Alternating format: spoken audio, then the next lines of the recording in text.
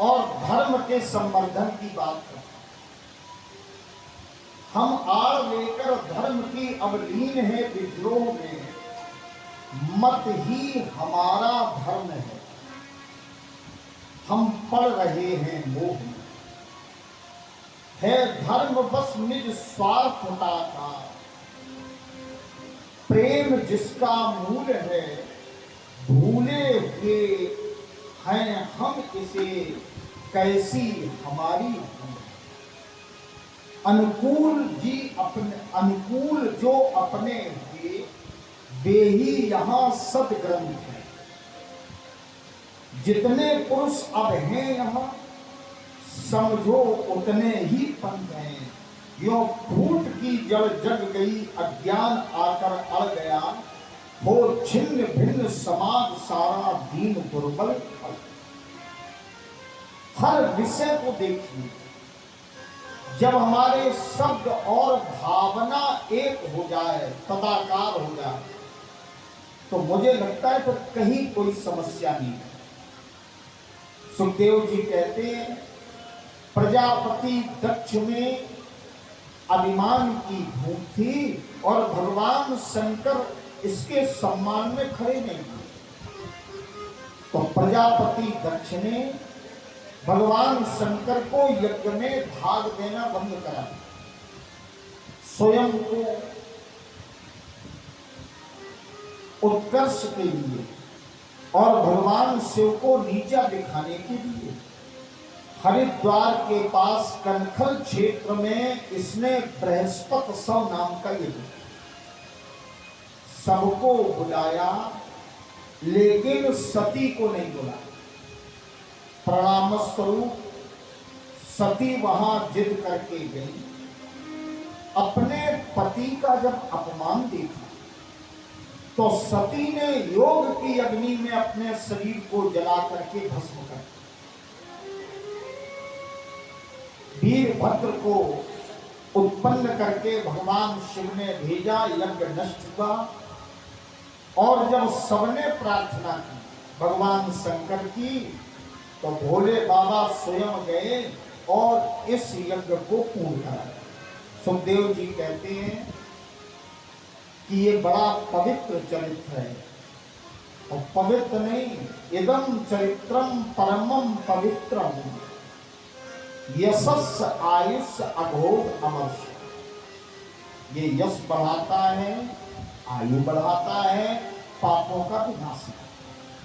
इसके बाद भागवत जी की कथा चतुर्थ स्कंद में प्रवेश है, जहां प्रश्न करते हैं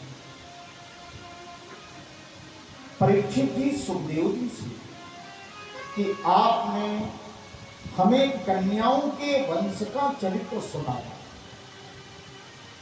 लेकिन मनु के दो पुत्र भी तो हुए, उनके वंश की कोई कथा नहीं सुनी।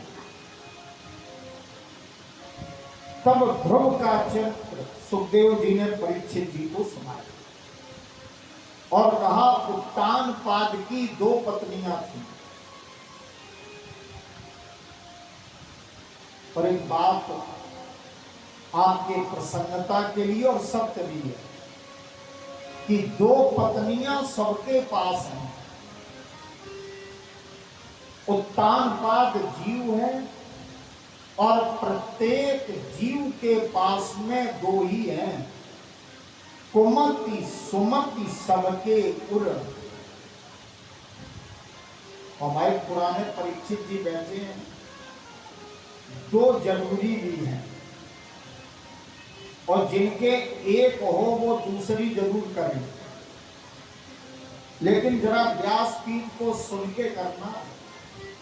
वो दूसरी पत्नी है शांति, सत्यम माता पिता ज्ञानम धर्मो भ्राता दया सखा, शांति पत्नी। और जब तक ये जीव परमात्मा की ओर चल करके शांति प्राप्त नहीं करेगा, तो उसको शांति मिलने वाली है। अभी एक वाक्य मेरा अनुराग जी जोड़िए, शांति की कामना भी जब तक भीतर रहेगी तब तक भी शांति नहीं मिलेगी। शब्द बड़ा सरल है, कामनाओं को नष्ट तो करना ही पड़ेगा, लेकिन शांति प्राप्त करने की इच्छा भी जिस दिन नष्ट हो जाएगी उस दिन शांति आके अपने आप जीव का वरण कर लेगी, बुलाने की आवश्यकता नहीं है। यही बात। दो पत्नियां थी, एक के पुत्र का नाम उत्तम और एक के बेटे का नाम उत्तम सिंहासन पर था। बड़ा सामयिक चरित्र आ गया। उत्तम गोद में बैठा था, उत्तानपाद की गोद। सुरुचि का बेटा है। ध्रुव आया तो सिंहासन पर बैठे हुए पिताजी के गोद में जब उत्तम को देखा तो मन में विचार आया कि हम भी तो पिता की गोद में बैठ सकते हैं। तो ध्रुव पिता के गोद की ओर था। निकट में सुरुचि खड़ी थी। सुरुचि है क्या? एक प्रवृत्ति है जो अपनों या अपने के अलावा किसी को ऊंचाई पर नहीं देखना चाहती है, वो उस दुष्ट प्रवृत्ति का नाम सुरुचि। नहीं तो इसका बेटा उत्तम बैठा था और ध्रुव भी बैठ जाता तो कौन सा कष्ट हो जाता, लेकिन प्रवृत्ति है। उसने तत्काल ध्रुव का हाथ पकड़ा, नीचे उतारा और कठोर वचन बोली कि पिता की गोद में यदि बैठना है तो भगवान की तपस्या कर और बेटा उनसे मृत्यु मांगो। मरने के बाद जब मेरे गर्भ से जन्म लेकर आओगे पिता की गोद में बैठने का अधिकार तब मिलेगा। मैं आपसे निवेदन करूंगा, उपदेश बहुत अच्छा है। सौतेली मां के उपदेश में कोई कमी नहीं, लेकिन उद्देश्य अच्छा नहीं है। हमारा कर्म यदि अच्छा है, उपदेश यदि अच्छा है, दूसरे के प्रति प्रेरक भाव यदि अच्छा है, तो हमारा भीतर से उद्देश्य भी अच्छा होना चाहिए। प्रेम से बोलो ना। ध्रुव को चोट लगी, अपनी मां सुनीति के महल में। चोट लगती है तो परीक्षित की मां याद आती है, अपनी मां के कहने। सुनीति ने अपने पुत्र ध्रुव को उपदेश कर दिया कि बेटा पिता की गोद का वो महत्व नहीं है जो परम पिता की गोद का। मैया ये गोद कहां मिलेगी? तो सुनीति कहती है इसके लिए तो वन में जाके तपस्या करनी है। यदि प्रेरक भी, प्रेरणा देने वाला भी यदि समय पर प्रेरणा देता है तो उसका परिणाम बहुत अच्छा होता है। और अगर प्रेरणा देने वाला समय से प्रेरणा न दे, चूक जाए, तो स्वयं भी हानि कराता है और स्वजनों की हानि भी करा देता है। प्रेम से बोलो राम। कथा को आप दो प्रकार से समझिए। तो बोलो राधेगा। सुखदेव स्वामी कहते हैं राजन, ध्रुव निकली तो समर्थ सदगुरु मिल गए देवर्षि नारायण। 12 अक्षर मंत्र का उपदेश किया। ध्रुव ने 5 महीने तपस्या की और भगवान का दीदार मिल गया। अब एक नया चरित्र सुनिए। 5 ही महीने में ध्रुव को भगवान को मिल गए। तो इसका एक प्रसंग है विष्णु पुराण में कि ध्रुव पूर्व जन्म में ब्राह्मण के पुत्र बाल ब्रह्मचारी रहकर और वन में इन्होंने साधना प्रारंभ कर परीक्षित की। जब केवल भगवत प्राप्ति में 5 दिन का समय शेष, केवल 5 दिन,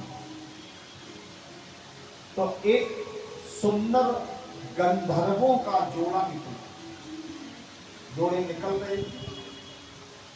इनके मन में ये इच्छा हुई कि आजीवन बाल ब्रह्मचारी रहे। अभी तक गृहस्थ जीवन नहीं जिया और भगवत प्राप्ति हुई नहीं, एकाकी जीवन, भूमि पर सेन बलकल वसन असन में कंदमूल फल।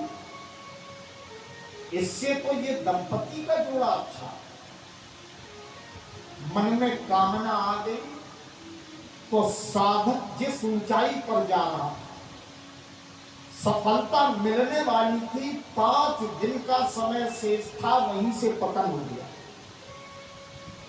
दूसरा जन्म क्षत्रिय वंश में हुआ और 5 दिन के बदले 5 महीने ही ध्रुव को तपस्या करनी पड़ी और इस जन्म में ध्रुव को भगवान की प्राप्ति हुई। एक बात समझ लीजिए, जन्म जन्मांतर के कर्म यदि हमें फल भोगने के लिए मजबूर करते हैं तो प्रत्येक जन्म में किया गया भगवत चिंतन, ब्रह्म ज्ञान भी हमारा साथ किसी जन्म में नहीं छोड़ता है। इसलिए इस संपत्ति को भी बढ़ाने की आवश्यकता। ध्रुव का कल्याण हुआ, 36,000 वर्ष पृथ्वी का राज्य।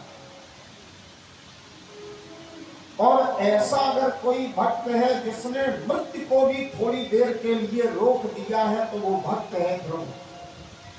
मृत्यु आई, समय आ गया, ध्रुव बोले अभी नहीं, तो ध्रुव ने स्नान किया बद्रिका आश्रम में और मृत्यु को रोक दिया।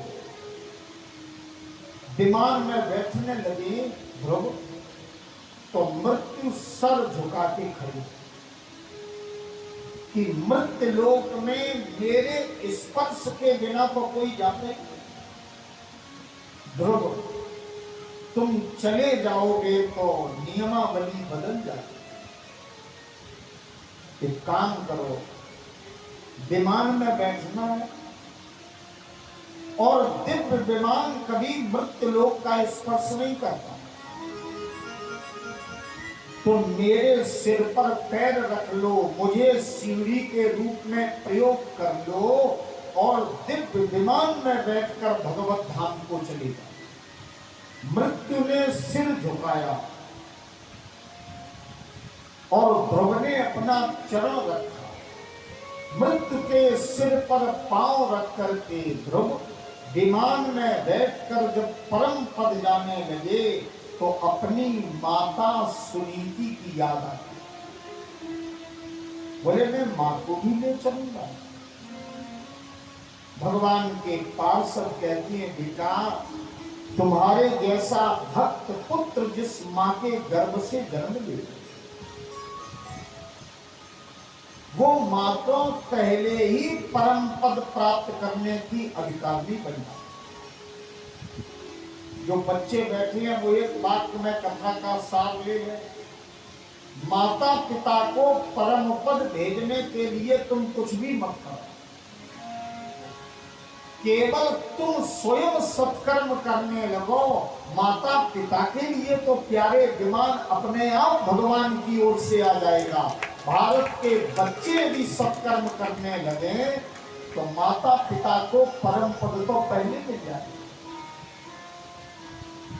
कुलम पवित्रम जननी कृतार्था वसुंधरा पुण्यवती चक्र।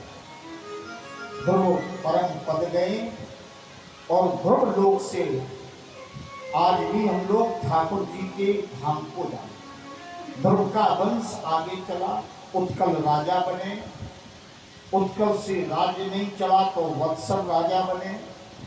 वत्सर के 6 बेटे हुए, जिनमें राजा बने अंग। अंग अपने पुत्र बेन के बिगड़ने के कारण दुखी थे। अंग ने अचानक रात्रि के समय सब त्याग दिया और भगवत चिंतन में लग गए। तब बेन राजा बना और परीक्षित की बेन अत्याचार करने लगा। तब बेन को ऋषियों ने शाप देकर के दंडित किया। बेन की भुजाओं का मंथन किया तो एक सुंदर जोड़ा निकला, पृथु और अर्ची। सिंहासन पर बैठे प्रजा के जीवन को सुखी किया। 99 अश्वमेध यज्ञ किए। 100वें यज्ञ में सनत कुमार प्रकट हो गए और बोले, प्रभु यज्ञ श्रेष्ठ कर्म है, परमात्मा की प्राप्ति का साधन नहीं है। यज्ञ वही श्रेष्ठ कर्म, तुम यज्ञ बंद कर दो। फिर राजा बने पृथु के पुत्र विदितास। इनके 3 पुत्र पैदा हुए, वंश आगे चला और इसी वंश में प्राचीन वर्री नाम का एक राजा। उस प्राचीन वर्री को प्रजापति बनने के बाद जब अभिमान हुआ तो 10,000 यज्ञ।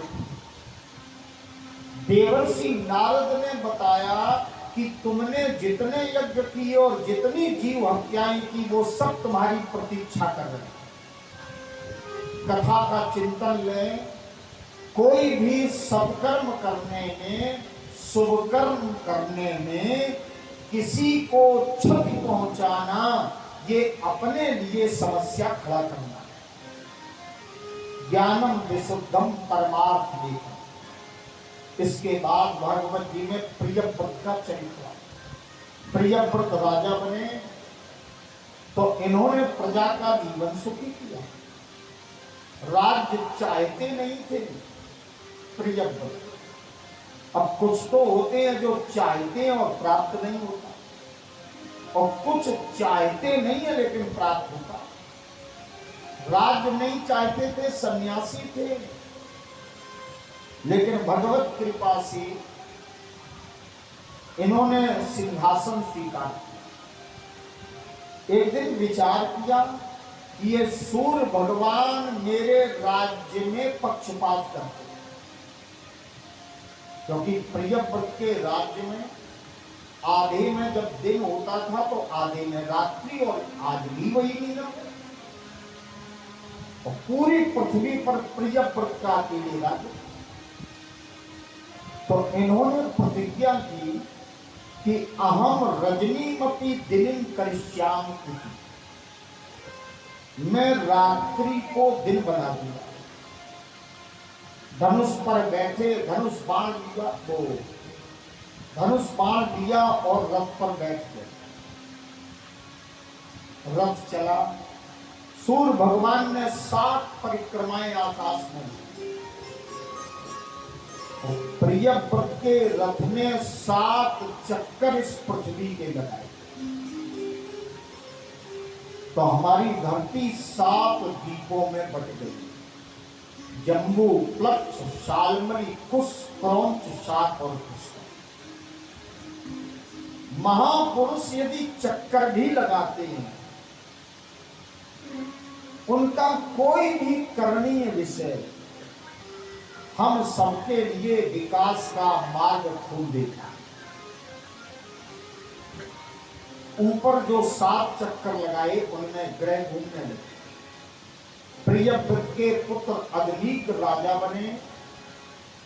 अग्निग्र मंदराचल पर्वत पर गए। चित्त नाम की अप्सरा से प्रेम हुआ, बालक उत्पन्न हुआ। ना जब नाभि राजा बने तो इंद्र ने ईर्ष्या के कारण राजा नाभि के राज्य में जलवृष्टि नहीं की। लेकिन राजा बड़े तपस्वी होते थे, बड़े साधक होते थे। प्रेम से बोलो राधे। और राजा वही अच्छा होता है जो साधना करे और तपस्वी हो। भोगी राजा बनाओगे तो राज्य चौपट हो जाएगा, और अगर कोई साधक बना दोगे, सिद्ध संत बना दोगे और तपस्वी बना दोगे तो वो राज्य का विकास करेगा। यहां राजा ना भी तपस्वी थे तो इंद्र ने पानी नहीं बरसाया, लेकिन राजा नाभि ने तपस्या के बल पर जल वृष्टि करवा, लेकिन राज्य त्याग दिया। ऋषभ देव जी राजा बने। ऋषभ देव जी के 100 पुत्र पैदा। इनकी पत्नी का नाम था जयंती। एक दिन ऋषभ देव जी घूमते घूमते यहीं ब्रह्मावर्त में आ गए। तो स्थान का भी कभी कभी प्रभाव होता है। जैसे ब्रह्मावर्त में आए तो अचानक वैराग्य जागे, ये लौट के नहीं गए और वहीं भजन करने लगे और गंगा में स्नान कर। इनकी पत्नी जयंती सोचने लगी कि राजा साहब तो वापस ही नहीं आए। तो अपने 100 पुत्रों को लेकर जिस समय जयंती खोजते खोजते गई तो देखा ये तो एक गुफा में बिठूर में बैठे और परमानंद में ली। कहा घर चलो। तो ऋषभ देव जी ने सुंदर उपदेश दिए हैं अपने पुत्रों को और अपनी पत्नी। भागवत जी में विस्तार से इसका वर्णन। कहा बच्चों, स्त्री और पुरुष का संबंध शाश्वत संबंध है। ये आवश्यकताओं की पूर्ति का संबंध है, कामनाओं की पूर्ति का संबंध है। और जब आवश्यकताएं कामनाएं पूर्ण नहीं होती तो संबंध की डोर भी धीरे धीरे कमजोर होने लगती। जितना प्रेम होता है पहले, फिर उतना धीरे धीरे नहीं रहता, कम होने लगता है। क्यों? क्योंकि आवश्यकताओं की पूर्ति हो जाती। और नहीं तो पति को कम मिले पैसे और पुत्र हो जाए डीएम, तो पत्नी का जो प्रेम है वो पुत्र से ज्यादा हो जाएगा, क्योंकि उसकी आवश्यकता की पूर्ति वहां से है। संसार के जितने भी संबंध हैं, इनमें कहीं भी नैसर्गिकता नहीं है। केवल आवश्यकता की पूर्ति के कारण जगत के संबंधों का निर्वहन। उपदेश दे दिया और कहा कि कौन किसका पुत्र है, कौन किसकी पत्नी है। आइए इस पर एक क्षण हम सुना देते हैं, पूरी बात बन जाएगी।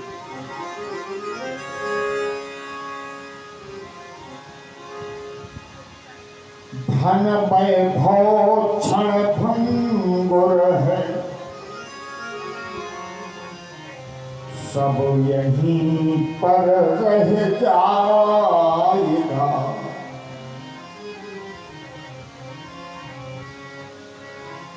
भजन कर ले प्रभु का, नहीं अंत में पछताएगा। परिवार के सब लोग मिल तेरा साथ ना दे पाएंगे। हरि का अब नाम जप ले, भव पार हम हो जाएंगे।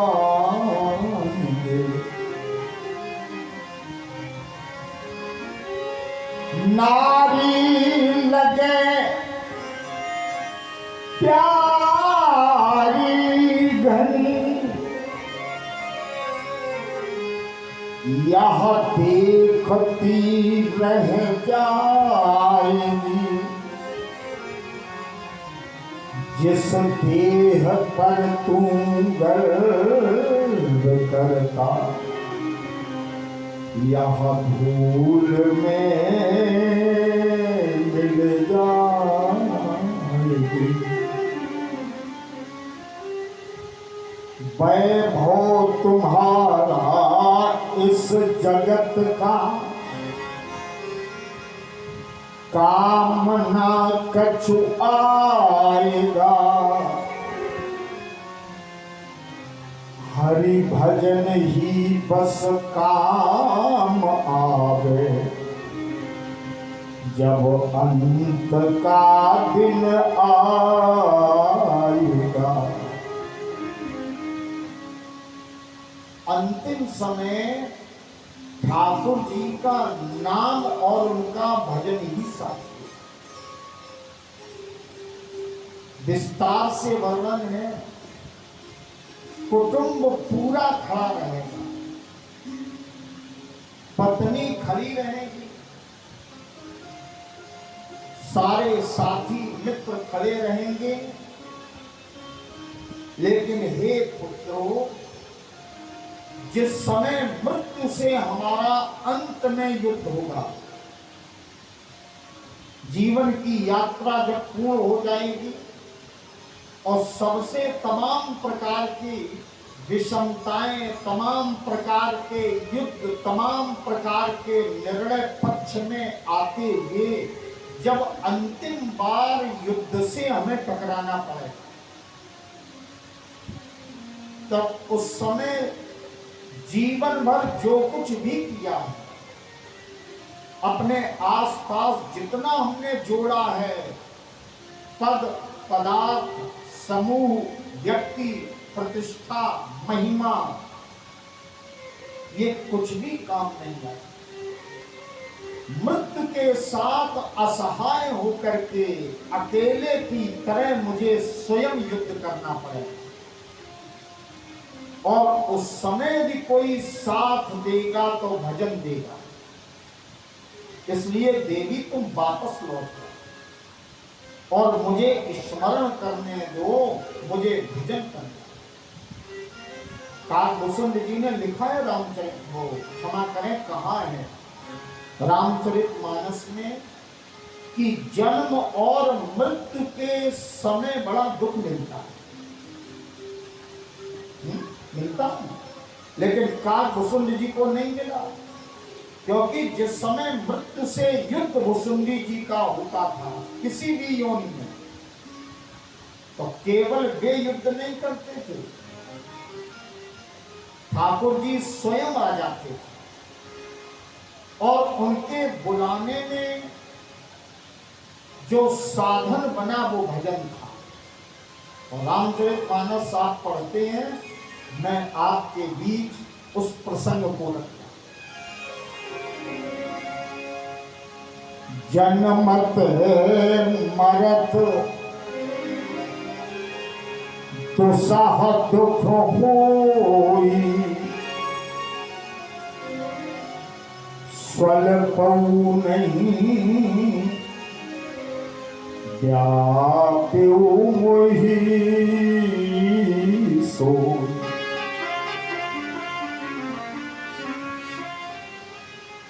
जन्म और मृत्यु में दुसह दुख मिलता है, लेकिन भुसुंडी जी कहते हैं स्वल्पम नहीं व्याप्य, हमें न जन्म का दुख और मृत्यु का दुख भी लेस मात्र भी पीड़ा नहीं दे पाया, क्योंकि वहां भजन का साथ, तो भजन साथ देगा। और ये जितने साथी हैं ये पहले से योजना बना लेंगे। शरीर रूपी महल जब पूरी तरह जर्जर हो जाएगा तो परिवार में जितने लोग हैं सबका माइंड मेकअप हो जाता है, हमें क्या क्या करना है। प्रेम से बोलो राधे राधे। ज्यादा बताने की आवश्यकता नहीं है ना। इसका तो अनुभव करते हैं, अपने पूर्वजों को देखते रहे, बहुत अनुभव, उस अनुभव को यहां साझा करना।